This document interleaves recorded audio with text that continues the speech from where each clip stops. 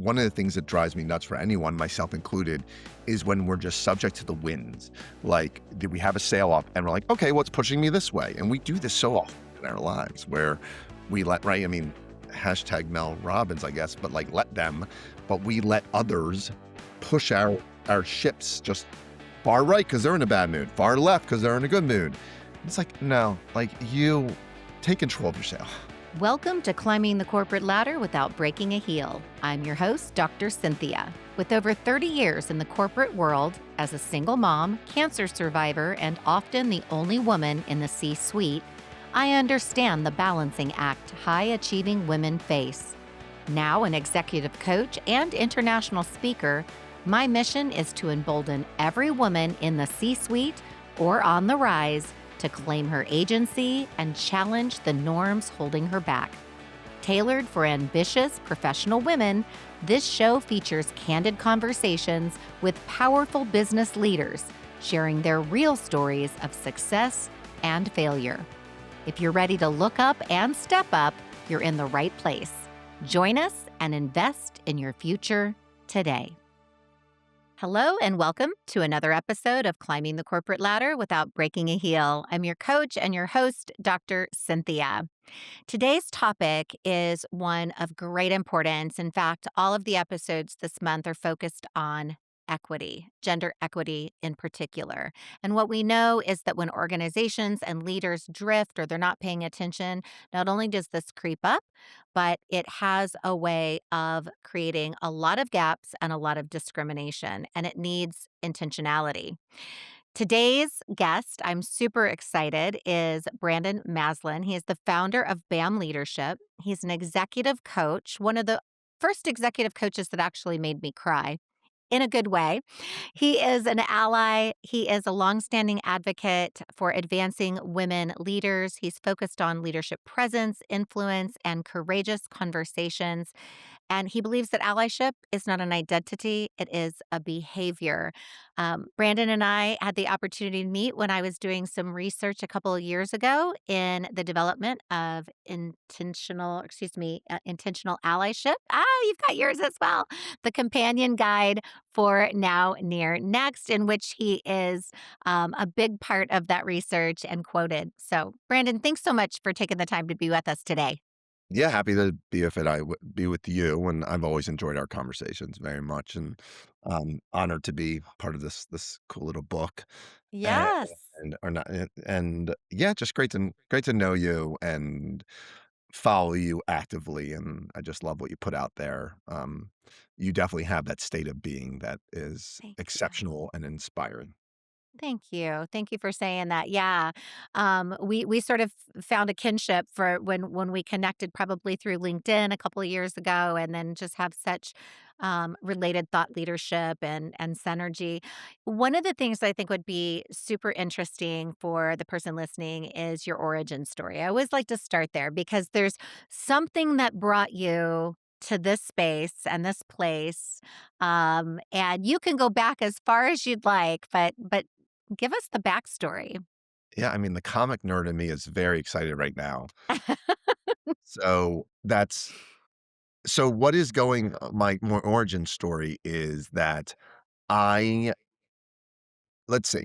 I mean, it really does go back to childhood, as so many do. Yeah. It kind of began as a bully kid and a child who came up in a way where he was crueler to himself, certainly, than the way the world treated him. And Mm, taking on, as so often we do, narratives of parents, of friends or supposed friends, teachers, and the like. And when you do that, you really do more harm internally than anyone does to you externally. Um, and so what happened was, as I was crueler to myself, I think unintentionally, and I've kind of coming to terms with this, I was cruel to others. And I mm, didn't realize it at the time. I'm realizing it now in my late 40s. And it really was that I thought that I didn't matter, or I didn't have a purpose, or I was invisible. And a lot of people do feel that way. And yeah. so that was most of my life. I just thought I wasn't smart, I wasn't good, I didn't have friends because it was my fault. And that was most of my existence. And what happened was, along the way, I had a few advocates, a few teachers, a few mentors, certainly an amazing mother, um, and their voices started replacing the voices in my own head, Mm. replacing the voices that were consistent. And I like to say, until my 30s, until I became what became a, a coach or an advocate, really, I'd wake up every day and say to myself, no one likes you. You're not smart. You're not kind. You're not good. And that was my narrative every day. And what I would do was I'd go through the day and try to find, as I learned as a child, to find the people in the world that maybe could replace that narrative. But then I'd go back to bed and I would hit the reset button. It was like a long Mm. alarm would wake up and you're bad, bad, bad. Right. And great profession for that I found myself in, third generation, was a lawyer. And lawyers are great because we can look at evidence and data. And it's great when you use it for positive. It's horrible when you use it for negative. I was a trial Mm. attorney. I was in court 24/7. And by that, I mean, I was either prepping for a trial, working on trial. It's a lot of stress. There's a reason lawyers drink more, have higher rates of divorce, suicide, depression. It's a really all-encompassing profession. Yeah. And but I loved being in the courtroom. I loved being a Baltimore City attorney. It wasn't quite feminism, but it was certainly a lot of racism, I'll tell you that. Mm. And it was so interesting to do it in Southern Maryland where, I mean, it might as well been, I mean, they call Maryland the old line state because it was the dividing line between the South and the North, and you saw it. And so I just loved being an advocate, but I burnt out. My mother passed away in a rather tragic fashion, and I hit the reset button and I moved to Los Angeles. And as I like to say, if you're ever going to be unemployed, do it in LA. No one has a job. I mean, they do, Right. but they're And the writers. weather's great, so You walk around in the middle. You walk around in the middle of the day, and a lot of East Coast cities, I mean, these days of a more virtual world, but this is going back to the early aughts. Everyone's in an office, everyone's working. Now, you walk around LA, no one was working. It was just amazing. So people would be like, "You wanna go for a hike? You wanna go to a movie?" It was just a great place to not feel bad about yourself that you didn't have a gig yeah. and do some self-discovery. And I found my way into recruiting. And then one day, my sister called me, and my wife, who is now my wife, said the same thing, which is, "You should go into coaching or talking to someone." This is a profession I didn't know a lot about. And I like to say that my wife is like a Hufflepuff, if you follow Harry Potter, and my sister's very much a Slytherin. And I figured, like, it was a very they agree on a lot of things, but this was like they were very aligned.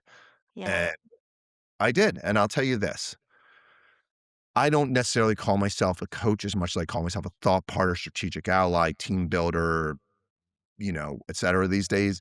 But the field of coaching saved me because it forced me to not just see what was wrong or broken, but what was healed and good. And the way I got trained was everyone is naturally resourceful and whole. It's a coactive training model. And to do it for others, I had to do it for myself. And it really is like once you heal yourself, it's amazing how much you can help heal others. And until Yeah. you heal yourself, you can't heal others. You can try, but it should start within. I really worry about. I see a lot of therapists and coaches in this world who aren't doing the internal work, and they're not the best at what they do. I mean, some of them are, Right. but Right. they're not the best they could be if they really go, "If I'm gonna do this, I've gotta be this." And Yeah. that's it. That's my journey. Oh my goodness. There's first of all, thank you for your vulnerability and sharing that because all of us are part of that formation, right? From our surroundings, our lived experience, our parents, or lack thereof, what have you. Um, was there a breakthrough moment? So I'm so fascinated by how you defined growing up and all of the negative self-talk, right?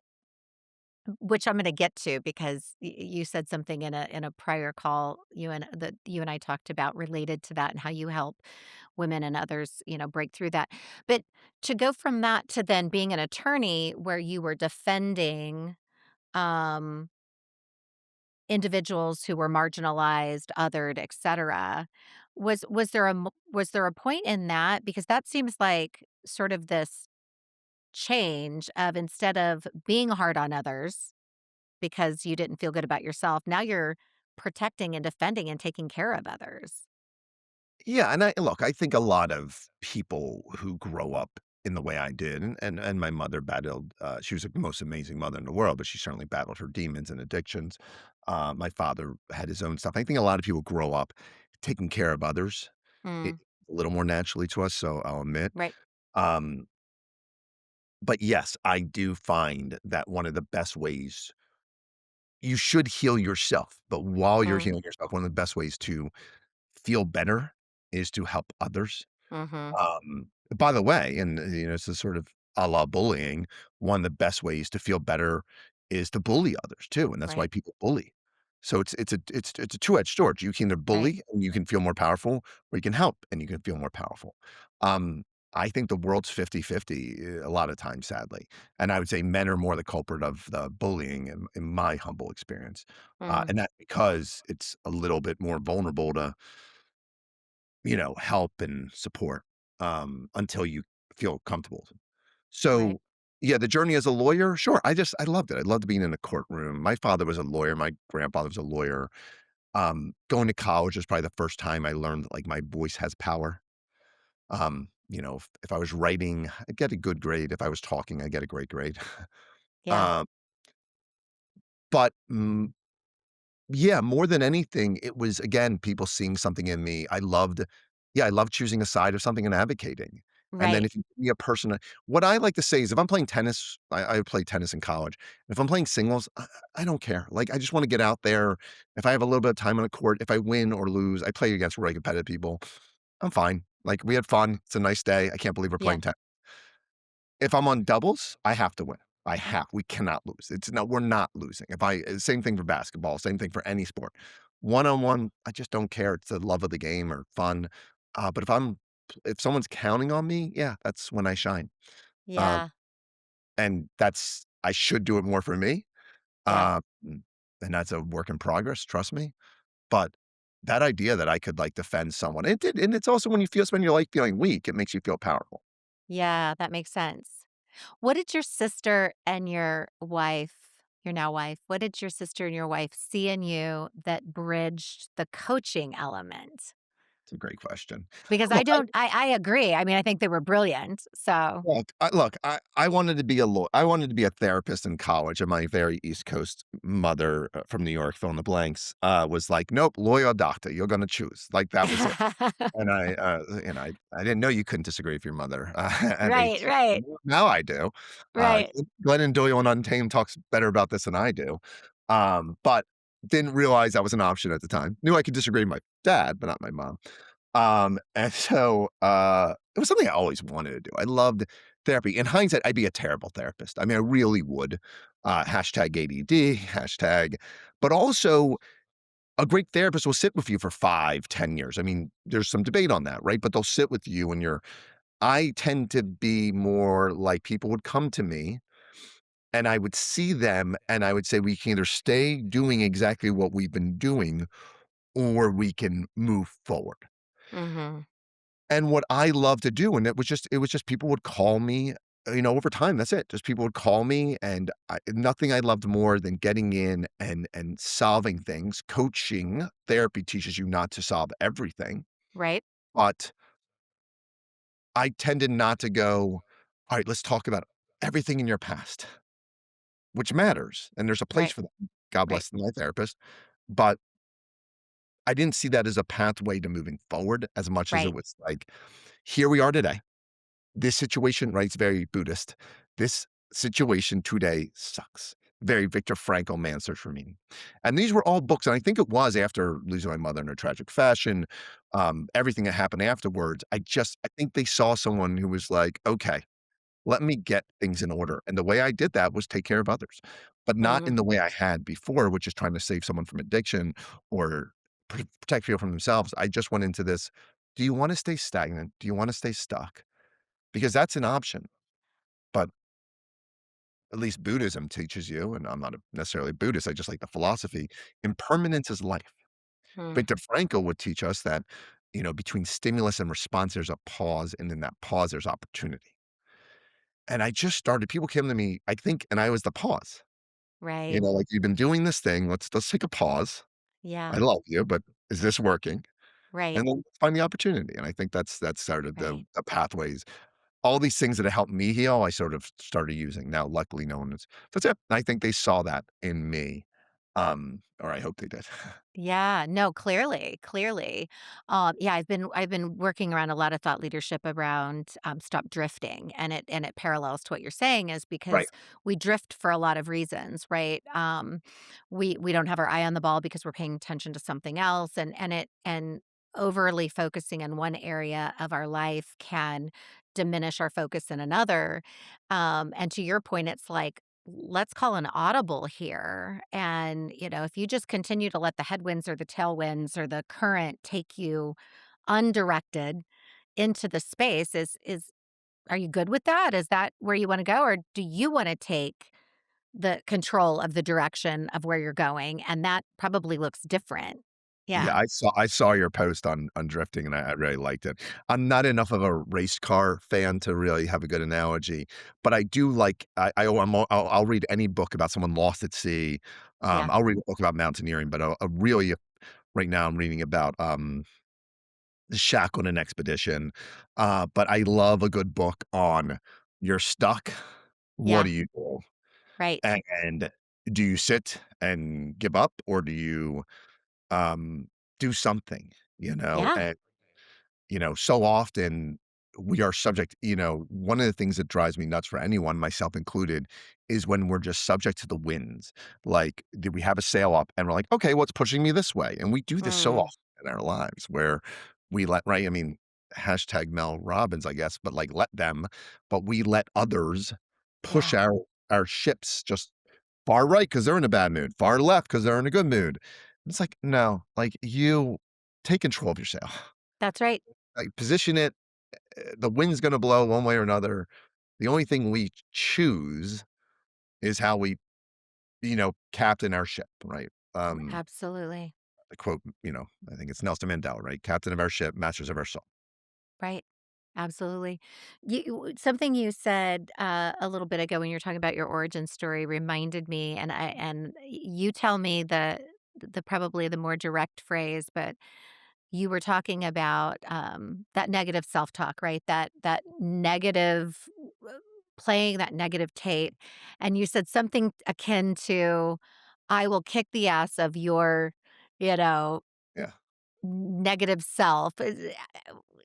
Tell me say more about that because I think that's one of the beautiful things where you take coaching to another level is because as you said, coaching is not therapy, and we're as we're certified as coaches, we're really taught to not go down the therapy path, right? So it's Yeah. not about tell me everything that brought you here. We don't necessarily need to know that. We need to know where you are and where you wanna go, and then we're gonna help you get there. But in the meantime, there's something really empowering about having your coach say, "I've got you." Yeah, it's funny because you quoted me in this book here, and you said, and I'll read it just because I think it makes me very uncomfortable, which is, "The one thing is to see people beyond what they see in themselves and act. When their internal saboteur shows up and has them feeling like an imposter, kick their saboteur's ass for them and fight for them." Uh, Yes. and when you put that in there, we talked about why it was going in, but the truth is the best call I get as a coach or as a thought leader, or really more like a strategic partner, because I Mm, really get embedded in teams and corporations where I really see the whole interpersonal dynamics, the reality of the company. The best call I get is, "I was gonna call you, but I knew you would tell me X. I knew you would say Y." Or, you know, the most annoying thing is, "I didn't wanna tell you because I knew you'd be annoyed." I'm like, "I'm not annoyed. I never get annoyed. right. How annoyed are you at yourself?" And they're like, "Yeah, I know." I'm like, "Yeah, that's the goal. Just getting you aware that past behaviors are no longer acceptable to yourself, and Yeah, before we can do that for ourselves, sometimes we need a good friend, a good coach, a good mentor to point out what is no longer acceptable." that's right. And bad mentors, bad coaches, bad friends, what they do is they say, "Well, stop doing this behavior. Stop." Like, do you think anyone's waking up every day like, "I wonder how I can blow up my life today. I wonder Right. if I can just fuck everything up Exactly. and dump 'em on the Exactly. floor." But, like, yeah, I just wonder, you know, Yeah. I no one's waking up doing that. Yeah. What's happening, and this is something that, is great that therapy talks about, is every behavior we have, we take because we think it's helping us or protecting us from something. Mm, That's scary. Like, yeah. the amount of people taking really unhealthy actions every day because they think it's helping them or protecting Mm. them but if you can put every negative action in that context, you really can understand people. I And yeah. yeah. Yeah, I agree. I think too, I agree with that, but I also think sometimes we live in sort of an avoidant or Yeah. a Yeah. justification, right? You made me think of something. You made me think of something. By the time this airs, hopefully nobody will be able to. I'll. I won't have to have any names to protect the innocent. But um, trying to get back out on the dating circuit, and by the way, that is not a request for sliding into my DMs, people. Um, but Yeah, trying and to now work now on. that you see the dating show portion of our podcast, tell us more Now we're about you. switching gears. Tell us more about you, doctor. I know, right? Let's not go there. That would be a whole other episode. My point is, I've went heard out. you like skiing at least twice. Yeah, that's good. Yeah, yeah, that didn't work out. I, went out with somebody a couple times, and what was so funny is the red flags, right? I didn't tell anybody that I went out with this person, because I knew they would ask me certain questions that I would have to then reveal certain answers, and they would look at me Uh, like, "What are you thinking?" But I already knew that it was a bad idea. right. So, part of the time, I think it's not even Yeah. making choices that Yeah. we think are good for us. I think sometimes we make choices that we justify or Yes. right? Yes. And I think we do Well, that in that business too to bring it home a little bit. I hadn't thought about that, but I hadn't considered how much I evolve a lot of metaphors in my work, whether, I used to Yeah. I like to say, "Do you want the lawyer, the recruiter, the Yeah, coach, the which friend?" guy do you want? Yeah, which one do you want? But I use a lot of because I did some domestic law towards the end of my career as a lawyer. I use a lot of dating metaphors, and I joke around. Couldn't we skip the part where I was dating that person that every single person knew was wrong for me, that like lied, like, Yeah, couldn't we just skip all those conversations and you could just be like, Brandon, you're not going to wind up with her? yeah, We just skip the part where Cynthia, if you don't want to tell us about it, you're probably not going to wind up with them. yeah, And I think that's coaching. Like yeah. that's coaching. Exactly. Friends will listen to you vent and talk Yes. and a coach will be like, can't we just skip to the part where, I think are good. Now, granted, I think a lot of people in my profession would disagree. Let them talk it out. Let them feel it Right, out. They need to come to the solution on their own. right, Sure. But at some point, if you're not telling your friends about an individual at all, because the people who care about you aren't going to like what they're hearing, right. probably skip to that part. Yeah, yeah. Um, It would have I saved me, 5 years, I think. That's right. That's Yeah, right. And that's what I said. I was like, hey, couldn't we, the amount of hours we spent on this thing, couldn't we have just talked about anything else? yeah, Um, Two things on that. One, keeping on the metaphor, I will say though, there's an alternative to that story, which is when I met my wife, we went on this really amazing first date, and it was like 9 hours all over Malibu and Los Angeles, and we ended at the very end of the date. Um, you know, I thought she was great. She exceeded every dream I had had. And so she's like, "Hey, how did your mom die?" And at that point, I had been lying. I had said she'd been sick, and if you'll listen, go back and listen to the beginning of this podcast, you'll hear me allude like she died in a tragic way, but I right, don't tell the story. right, Um, and I hadn't told anyone outside of my family, and maybe a very because to me it reflected it was something so bad. And what really happened was that my mother, who was an incredible school teacher, incredible mother, held it all together. And then when we left the house, it's not uncommon for powerful women, um, she crumbled. Like she didn't have her mm, purpose. Maybe this is right, why I am, was taking care of us. And when she didn't have right, us to take care of, me and my sister, um, me particularly, um, she started bipolar came in. A lot of she had been assaulted when she was a teenager. A lot of these demons came in, and alcoholism was the escape. And mhm, the day I found her, I got a phone call and said, "You're not picking up the phone. I was dating someone at the time and said, "Brandon, you can't keep doing this in your life." And that unintentionally, my battery died that night on my phone. And normally I pick up the phone, I run over, I pick her up, we go to treatment, whatever it might be. This day it didn't. Happened to be in a snowstorm. And I found her around 5 p.m. the next day and she had fallen in the snow and died. And Mm, that's how I found her. And I never told anyone that story because it just felt like, ugh, who would want to be with someone like that? Why would you want someone that disgusting, that broken? Not mm. that it had anything to do with me, but Right, this but you did please take it on. internalize. And I told my wife that, and before I could go into and I did that as a way of like, go find someone better. Mm, And before I could go in there, she shared her own journey. Luckily, her mother's the best, but had her own, but she had a recovery story. And her mother's like literally a saint. So is mine, but hers is the woman who lived. Like it's like Harry Potter, mm, except hers lived. And yeah. Marcy is like this saint of a human that like I can't even tell you how many lives she saves, like as an oncology nurse, as a counselor. And what she did there is before I could fall and push away, she caught me and pulled me forward. And she went into her, I've never told anyone that. And I had to immediately go into like, well, and the point is, you don't realize that when you're really connecting through a vulnerability, through an honesty, that ability to feel like pushing someone away is actually the thing that can really pull you towards them. Right, right. And so I don't know. The Absolutely. point is, if with the right person, the Right. stories you share are the best stories about them. Absolutely, and you wanna tell. You want to share, because you're gonna feel that affirmation and that validation, I don't and know you what can this has be to do that with breaking the heel on the way to corporate that ladder, but, I don't either, but, hang in there with us, we're gonna get there.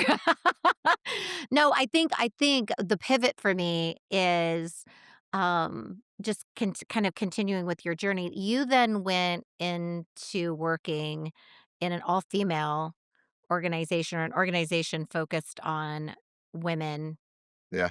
in leadership, et cetera, which, if I remember correctly, was really pretty profound in your continued journey about being an advocate around, gender equity and things like that. Is that a fair connection? Yeah, I mean, what happened was, the founder was a woman named Mako Takayama, and Mako and me had gone the first weekend of the coaching program. Um, Old Brandon was really loud at my imposter, and so one thing that I do, and men too, is when I don't feel comfortable, I judge. So I'm sitting there going like, "The world isn't rainbows and flowers, y'all. Like, it's not butterflies. I don't know what it feels like to be a butterfly and float." Like, that's what I was. And I had my arms crossed. I should be doing recruiting deals. I was such an asshole, to be honest. Um, and my COO has a lot of faults. The woman who ran Advancing Women Executives, but brutal honesty ain't one of them. She'll tell you like it is. And she came up to me. It was the second day, and she goes, "What's your deal?" And she said, "Why are you even here?" And the second day, I'd like come around. I talked to my aunt, who's a brilliant young analyst, and we talked about beginner mindset. I realized that the reason I was judging is everyone seemed like they were further along. It's a really advanced group that I was entering, and it was all beginner mindset stuff. And so I think at the end of the second day, I went, "I want to coach." And she goes, "On what?" And I said, "Happiness." And she goes, "You do not see." I just walked away. It was like a tiny woman. I was like, "Fuck." No. Yeah. I was like, "What? Who says that?" And she said a lot of things over the years, so I should have been my foreshadow. But to Mako's credit, God bless her, um, I was like, "You're right, because I'm not doing what I love." And she goes, "Well, maybe you should." And then Mm. used that against me in a really beautiful way. When she went to hire me, I was still like, "I don't know." She's like, "Have you ever done what you loved?" And I said, "No." And she said, "Well, here's your chance." And Mako reached out, and what she said to me, though, was she thought she had seen magic that weekend. And what she saw was the guy with his arms crossed, angry and judging, which I was, ends the weekend standing on a chair going like, "I'm a lighthouse who wants to shine his light in the world?" What she didn't see was right before that, a group of people sat in a circle, and it's an exercise I've done many times since, where you say what you see in the person, you say what you want to see more of, and then you find the symbol that reflects Mm. that. So that's a lighthouse.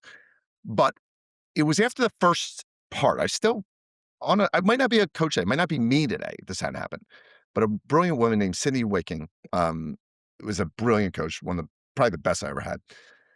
She said, "Brandon, everyone said what they see in you, and it doesn't seem like it's landing." And I said, "You know, this is what my friends and my family and some other people have said to me over the time, but I just think they're being nice." And she Mm, said, "What if everyone who ever said anything nice about you wasn't actively lying?" And it was such a smart thing for her to say because it put me in a position where either everyone I've ever cared about is a liar, or maybe I'm not a POS. right. And or just horrible or dumb or, people are like, "You're meant to smart." I'm like, "No, I got a 1.6 in high school. I'm not." "No, you didn't try. You didn't." What was ADD in back in the "Here's some Ritalin, kid. Throw it at you and Exactly. hope you take it." Yeah. Uh, Turns out college, when you get to choose what you do, cum laude, honors, fill in the blank, right? Um, but all those narratives just rolling around his head, fighting Yeah. like a weird, like, medieval battle where, like, there's a dark knight fighting any light coming in, but this woman with one word, one phrase, Yeah. just like the night dropped, right? And just like the black knight dropped, so to speak, or the dark knight, whatever. That's Batman. And light shined in.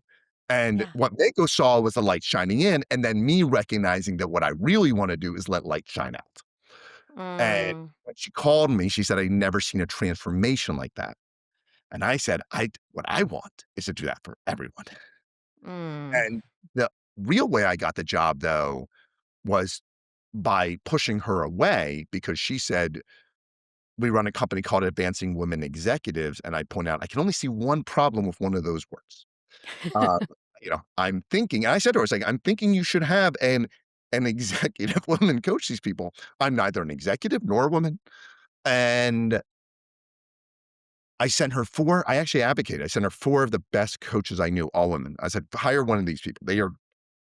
This is a dream job, by the way. Like, who gives this away?" But Yeah.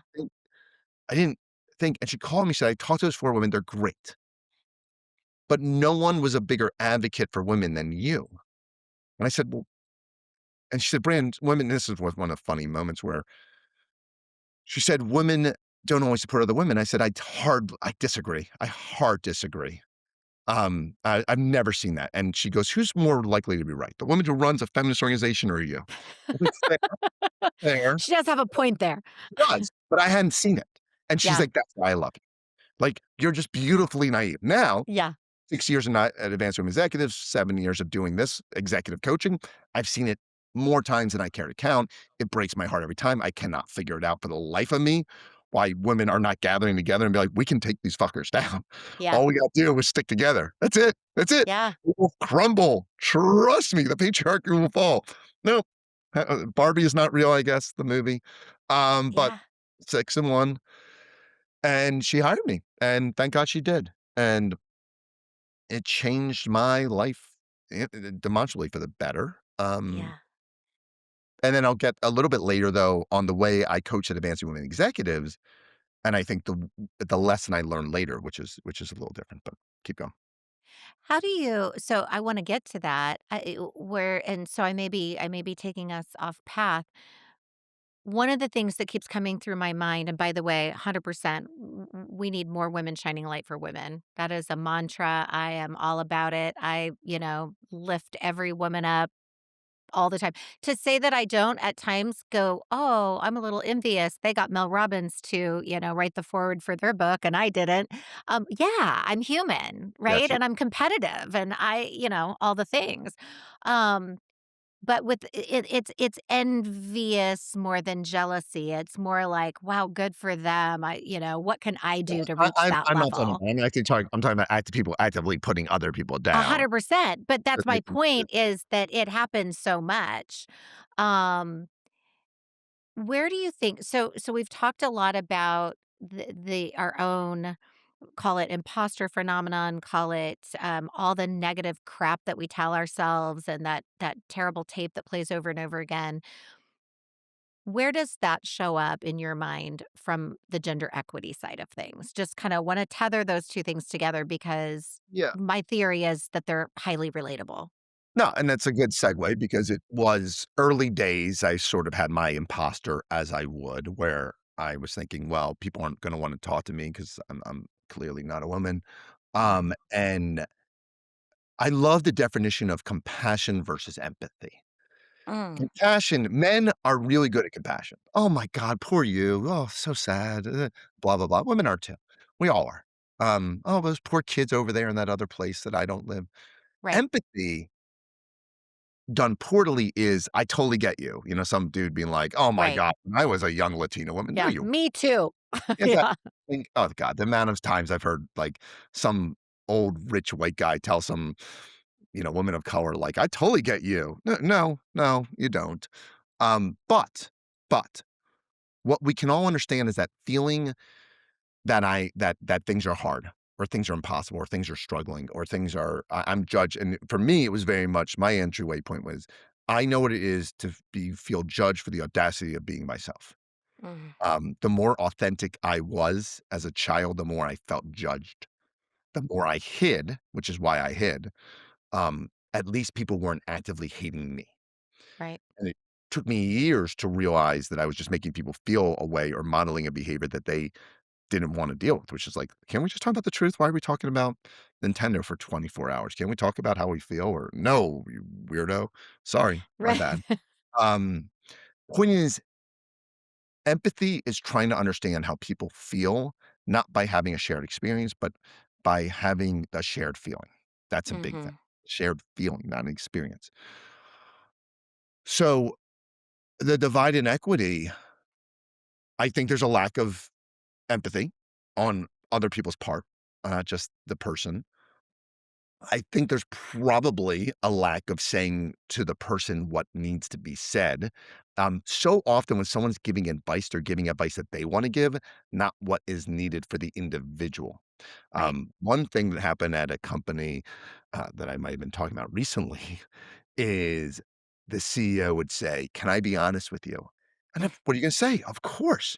But what this person would do is then they would say the meanest, cruelest, most diminishing thing you could think of, and it's a lot of times the worst thing you think about yourself or some version of it. And what I came to realize was this wasn't about the person that they were talking to.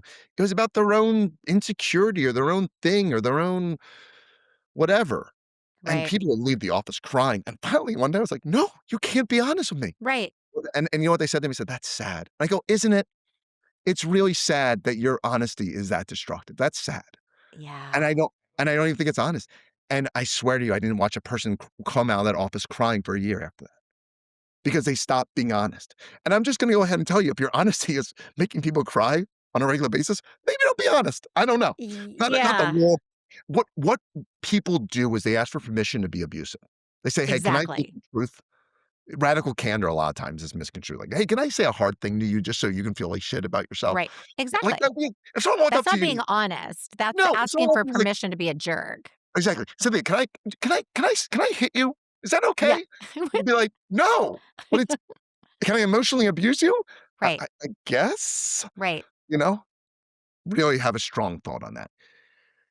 I think so much advice, particularly that women get, comes in the form of emotional abuse and harm, mm, couched in, "I'm just being real with you."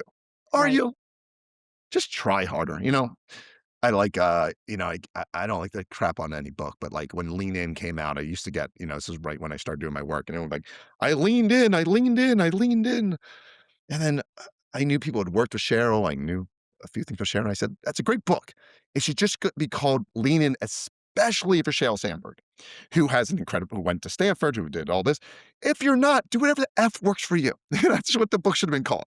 And which is right, to her credit, why she came, I think it was like option B or whatever. It's like, "Hey, if this doesn't work and your husband tragically dies, then here's what I do." And I love not that they haven't heard, because that's sure, tragedy, but I think that she had the awareness to be like, "Let me write another book that's more reflective of, like, I kicked the crap out of plan A.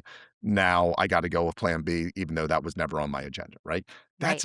That's an honest book. That's an Right. authentic. Right.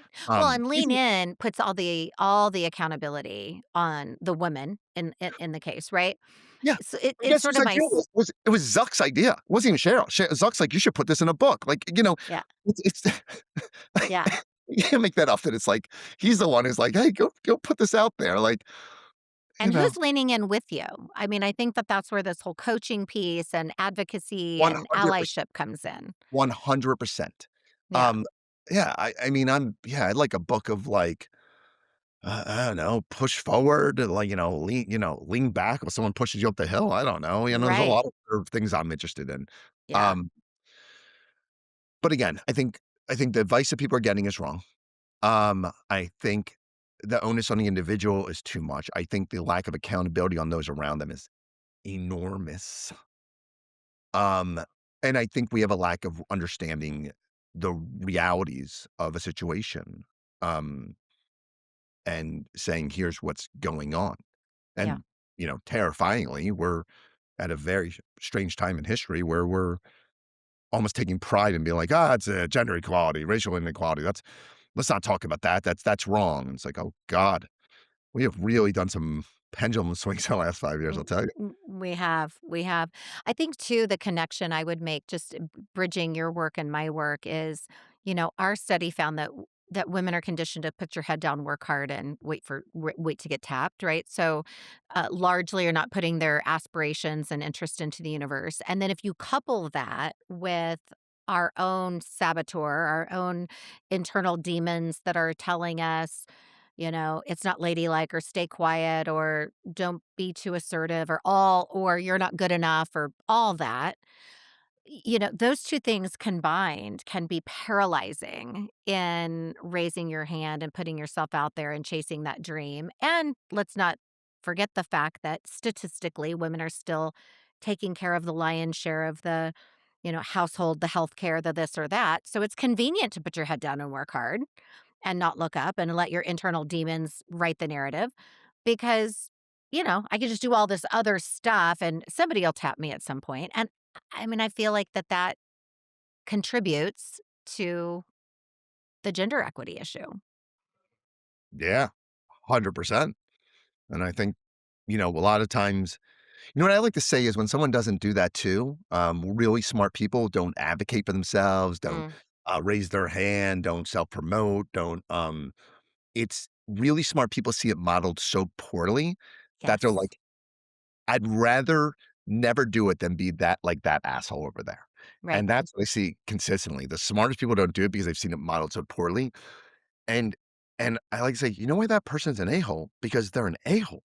I had that happen. I had that one time happen where I was at an event and this woman had gone to like a game, like a CDC kind of thing, like gaming thing. And she was like, "Well, I went to this event and like 8 out of every 10 guy I talked to was kind of like seemed like a chauvinist a-hole who was like kind of just trying to be mean to me and demeaning." And I went, "Probably because 'cause they're a chauvinist a-hole or probably mean to you and being demeaning. Find the other 20%." Like, Right. you don't need to wonder what you're doing. That's Right. maybe just who they're showing you who they are because they don't care because 'cause they're in the pack, because 'cause they're in the alpha pack, because 'cause they're around their Right. bros, and so they can. You're the Right. you're the lamb in their pathetic BS mind. Right. Right. Um, so there's 2 things. One is we don't do it because it's modeled poorly. Yeah. And 2, when it's like, it's kind of where I don't know if I'm a coach anymore or anything, but, like, I hear that and I'm like, "Oh my god, this is my effing nightmare." Like, it is, because it is the number one thing that will prevent someone from getting ahead. I'm Hmm. 99% positive. Now, there are certainly, God bless Gen whatever coming up because they're like, "I'm ready to be CEO today." I mean, there's I Hmm. think we're seeing a generational shift, so great to a large degree. Um, but self-advocacy isn't self-advocacy. It's actually that version of what I said earlier when, "Hey, can I tell you the truth?" Hmm. Self-advocacy is telling the truth. Self-advocacy, I've said for years, is like, "Why would you bring gifts to the party?" Like, "I'm gonna keep these for myself." Um, Things like, by the way, Claude and OpenAI, they're great these days. I'm like, "Just plug in all your achievements and see what it says, because Yeah. AI doesn't give a fuck. It doesn't Right. have any of your shit. It's just like, Right. "Cool, you're a badass. Here's Yeah. why. Tell your Yeah. boss." I literally just had someone get promoted to, like, a global level, and they did the same thing, and it was like, and by the way, I've been their coach for 2 years. I'm like, "Oh my god, you're amazing." Like, I knew, but I didn't know, like, when I That saw is what a you created. cool Yeah, that's That's my a coach cool now. way to use Throw all your chat, right? achievements. Oh my god, Yeah. throw And achievements. then say, "Tell me about me." Tell me about myself. tell me what I've achieved in life, especially if you're in any generative thing, even if that's Yeah, marketing, more marketing partners. If it's sales, obviously got a little bit easier. Even as HR and engagement scores have gone up, just throw it all in and right. see what it says. Because Yeah, guarantee you it doesn't have any of this stuff. And then your right. only job is to literally put it on a slide or repeat it. Okay, that is a mic drop moment. We gotta make sure that for the listener, if you're in and all of us, I talk about highlight reels all the time. Yeah. In those moments where you gotta do a hard thing, whatever that hard thing is, or you're going through a time in life and it's a hard thing and you start questioning, that's a perfect time to do that highlight reel. I've done hard things before. What were they? How did I come out of them? Fill Boom. that fill that in chat, have it feed back to you how incredibly resilient and agile and brilliant you are. Um, because sometimes we just have to hear it from another source, and that can be really compelling, and then change your narrative, right? That's the person that shows up. That's not gonna fix the systemic parts of why gender equity exists, and that wasn't really the point of this episode. This episode was really to dig into, what are our own things that hold us back, and how can coaches and other, people that are gonna be honest with us in a healthy, productive way move us Yeah. forward. Yeah. You were gonna say something about something that changed later in your time with the Women's Association. I Yeah, wanna I make mean, sure I we think don't miss that. no, that's fine. I mean, I think it's a good segue because what happened towards the end, there was a way that they wanted it to be done, and at the last years, like I really want to see what if I just did it my way rather than Mm, their way, and that was, we did this thing called Accelerator, and out of that Accelerator program, the one I just sort of did my way, mhm. like be Brandon, say the hard thing, do the hard thing, do the hard. I don't even know. It's like 40% are in the C-suite now, 50%. Like the amount of women that are now running major corporations out of that one Accelerator, and it pissed me. I don't know if she's ever listened, so I'll probably get in trouble, but, like, it pissed me off. We won't tag her. Well, yeah, it pissed her off because I was going off script. I wasn't doing it Mm, the normal way, but at the end, she was like, "That was the best version of you." In the yeah, moment, it was upsetting. At the end, she's like, "Wait," because so often, and this is just true for women and men, so often we're authentically being ourselves, just yes. full out. In the moment, everyone around you is gonna wanna pull you back in. They're going to try to reel you back in. I remember a man I know, I coach, I like to say either coach women, brilliant women, or the men who are wise enough to support them. So I tend to coach women and very amazing, advanced men and whatever gender you identify with, but anyone who's advocating for others, I advocate for you. Right. And he was in entertainment and he walked into a room and someone walked up and goes, "Mike, I gotta tell you, you don't seem like yourself." And he goes, "Thank you. I have not been for 11 years. Thank you." It's like this great, this is a great moment, I love it. Like, they're I just like love this that. great I love that. It was like when people are like, "Hey, you don't remind me of a lawyer." I'm like, "Thank you." Let me Yeah, get yeah. I wasn't. And but what changed my life was afterwards, I realized what I had been doing. And it was a client of mine saying, "Hey, I want that version of you at the end," that a lot of people had followed me when I left, and so just legally, I didn't recruit anyone, but they found me on LinkedIn. Yeah. And I want that version. I was like, "Well, that was a little harsh." At all, I tried to be a cheerleader. And she goes, "Yeah, I don't need a cheerleader. I'm a CFO. I need a sparring partner." I went, Mm. "Oh, okay. I hear you." Now And you're speaking my language, yeah. yeah, and so with every client, I like to say, "Hey, do you want a cheerleader or you want a sparring partner?" And Yeah, 99.9% will say, "I want a sparring partner. I don't yeah, need another cheerleader in my life. I need a sparring partner." I'm like, "Okay, well right. then," and I did that yesterday with a great client I know, it's brilliant. I was like, "Hey, let them talk for half an hour." I was like, "I don't believe a effing word you said. It's because you don't believe it. Are you how do you who are you right now?" Right. And then they're like, "Well, this is how I feel." And I'm like, "Then let your team know how you feel." And the next half an hour was the most productive. We went from a half an hour, and if I would just and a lot of coaches will. A lot of Mhm. people let you stay there because you're you're couching it in a way that seems authentic, that Right, seems real, that seems comfortable. And my version is like, "Do you believe any of the words that are coming out of your mouth? right. Or are you effing kidding me?" Or fill in the blank. Right. And I have yet to have anyone not thank me Yeah. again. And that's very different, by the way, than can I be honest with you? And Yes. radical candor. Because what Right. I like to do is, are you being honest with yourself With right now? you. Right. Are you Which being is honest with you? not to bring in dating, but like when you were like, you didn't say that you didn't tell them because you were knew you were dating the wrong person. You knew you weren't being honest with yourself. So Right. you didn't feel like saying inauthentic things to people you love. Right. That's Yeah. healthy. And Yeah. the reason we don't do it is because there is a consequence. That's right. I love to say that you're either gonna get promoted, you're gonna quit and find a better job, or you're gonna get spectacularly fired. And I love to say, let me make a very strong argument for spectacular firing. I think you and I have talked Yeah. about this. Yeah. I think so many people were like, I got fired. Right. No, you did not. You quit. You Yeah. could have continued to lie to yourself. You could have continued to live small. You could have Mm. continued to even act in a bad behavior way, or you chose to be your highest self, your most authentic self, and your most powerful self. And that Yeah. wasn't okay for them, but that has to be okay for you. That's Yeah. like, oh, it You gets me know all what? That's the goosebump moment, and I had notes here because I started at the beginning, and our time is just flying by. It makes me sad. Um, Brandon, you're a gift, by the way. You are 100% a gift, and happy. I really don't believe that. I should say it differently. I believe that everybody comes into your life for a reason. I believe that our connection was not accidental. I think it was fortuitous. Pick the word. Um, I have just enjoyed following you, watching you. You are an inspiration.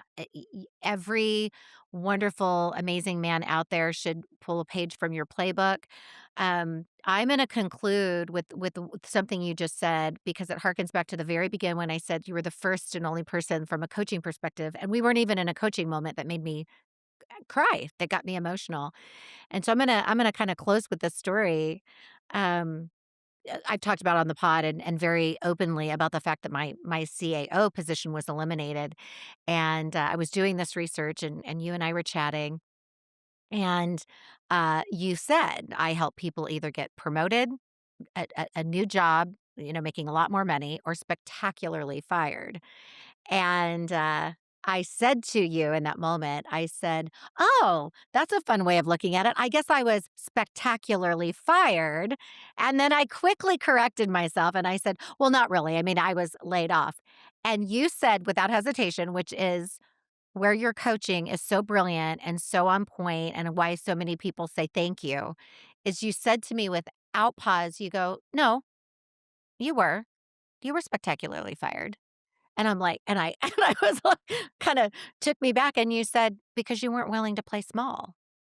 You weren't willing to play small." And they knew that, and you knew that, and so, call it what you want it, but and it was still pretty raw. I think I was only probably 3 or 4 or 5 months out, and I literally it was palpable. My entire body and immediately brought tears to my eyes from the perspective of it was so liberating and empowering and validating, in a time where I was probably not probably, where I was still sort of nurturing those emotional wounds from, "What did that mean to me? What does that mean about me?" Etcetera, that I thought logically, that I'd worked through. Um, but yeah, it hit me really and I've quoted you so many times since then. It was powerful for me. And so for the person listening, get out of that saboteur voice that's in your head. If you need a coach to help kick the ass of your saboteur, then do so. Um, Recognize that you are worthy, you are special, you are significant. Every single human being has gifts and talents. It's a question of talent for what? Brandon has crossed many, many trajectories through your life as different attorney to coach to, things in between. Um, any parting words? I'm I grateful for you. I'm grateful for you, and I wanna add, the spectacular finding is the thing that happened to you. I wanna add that what actually makes that great is that you chose to leave, Yeah. and as a result, they had no choice but to let you go. Like, you chose to leave first by not playing small. One thing I wanna say that's important to me, 'cause it is in this book, and we talked about allyship, and I know this is not on brand, but it's something I've been thinking a lot about, Yeah.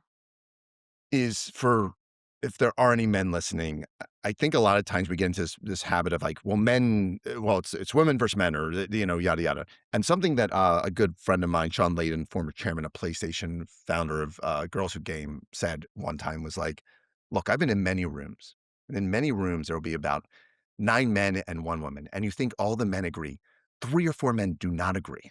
But we don't speak up because we don't want to be the only one. And you saw this actually recently with the US men's hockey team where Trump was like, "Ha ha, those ladies," and the guy's like, "Ha ha." No guy in that room wants to be like, "Actually, Mr. Trump, President Right. of the United States, I disagree. Women have a place in the State of the Union," right? Yeah. But since that time, there's been a few of them who have come out and say, these women have won more championships than we did, and they're kind of badasses too. And the point is, for anyone who has ever been in that room, men or women, you are not alone. The scariest thing someone can do is being that first voice that speaks up and says what needs to be said. And the thing that should make you not afraid is to realize how not alone you really are. It Mm. is not 9 versus 1. It's often 5 on 5, but the 4 are afraid to speak up because who wants to be the first one to be singled out? And I just Yeah. want to remind everyone, you're never alone in that room. If you ever feel that way, you're actually surrounded by like-minded allies. You just have to go first. And that's Yeah. scary, but it's Just also go courageous. first. It's courageous, and that's one of Cool. the things we talk about. You have to have the courage sometimes to go first, and to your point, even like when you said to the person, "No, don't be honest," because it's just Yeah. you're seeking But a way everybody who came to after be a that, jerk. but everyone felt that, and everyone came out of that Exactly. room later and wasn't in tears. They might not have been thrilled, but Right. no one was leaving without jobs, right? And so you're right. Right. It's that, like, I wouldn't have said that if I hadn't heard everyone was coming to me. I'm the coach and everyone's coming to me crying, like, Yeah. they're not, I'm the one who saw it. And finally, but I will say this, I did it. It's more effective when you make it about what's even scarier is when you say, "I don't agree." Right. You can't make it about like you're doing this to them. Right. You have to make it about you, your Right. values, what you stand for. That's what Yeah. makes it powerful. Yeah. Absolutely. Absolutely. My friend, I could talk to you for days. You are such a gift. Thank you so, so much for the privilege of this time and your vulnerability and your authenticity and the journey that you've been on. You have a clear purpose in this space, and keep doing your thing and keep bringing all the women and great men along with you. I'll try. You're one All of them. right. Thanks, Thank you friend. so much. That concludes another episode of Climbing the Corporate Ladder Without Breaking a Heel. Take time to listen, to share with your friends, to drop a like and a comment. Until next time, you've got this. Congratulations on choosing to invest in yourself. I know your time is precious. Thank you for spending it here with me. I believe in helping you look up, step forward, and fully realizing your potential. If today's conversation resonated, I'd be so grateful if you'd rate and comment on Apple, Spotify, or wherever you listen. And if you know someone who would benefit, please share this episode with them. Let's stay connected. Visit me at dr-cynthia.com, and you can find me on all the socials at Dr. Cynthia Bentzen-Mercer. Until next time, remember, boldly start working on your future today.